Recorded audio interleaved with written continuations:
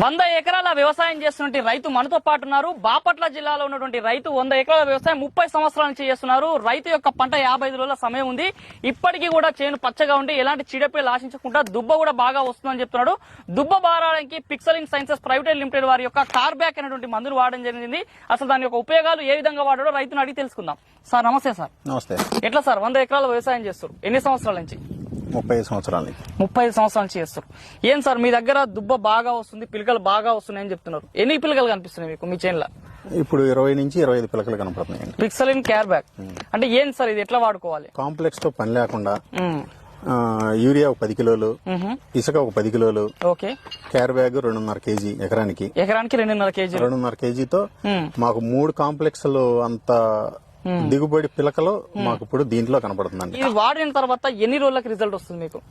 15 రోజులకు వచ్చిందండి. 15 రోజులకి ఏ విధంగా కనిపించింది పంట మనకి? నేను పెట్టినప్పుడు ఒక్కొక్క మొక్క అండి నాది, ఎదబెట్టిన సాగు నాది, ఎదతోటి చేసుకున్నా ఎద సాగు నాది. ఇప్పుడు 25 పిలకలు కనపడుతుంది. ఇప్పుడు ఎకరాకి ఎంత దిగుబడి తీస్తున్నారు సార్ ఇక్కడ మీరు? 40 క్వింటాలండి. 40 క్వింటాలు తీస్తున్నారు. ఎకరాకి 40 క్వింటాలు దిగుబడి. ఓకే, ఇప్పుడు ఈ పిక్సెల్ కార్బ్యాక్ వాడితే దిగుబడి పెరిగే అవకాశం అనిపిస్తుందా? ఒక 5 క్వింటాలు పెరుగుతుంది అనుకుంటున్నాం. ఇంకా 5 క్వింటాలు పెరిగే అవకాశం ఉంది. ఓకే, ఇట్లా మీరు దొడ్డు రకమా సన్న రకమా సాగు చేసేది? దొడ్డు రకం అయితే 40 క్వింటాలు వస్తుందండి. దొడ్డు రకం అయితే 30 నుంచి 32 క్వింటాలు వస్తుంది మాకు. సన్న రకం అయితే 30 క్వింటాలు. సన్న రకం అయితే 30 క్వింటాలు వస్తుంది. దొడ్డు రకం అయితే 40 నుంచి 45 క్వింటాలు. 40 నుంచి 45 క్వింటాలు వస్తుంది.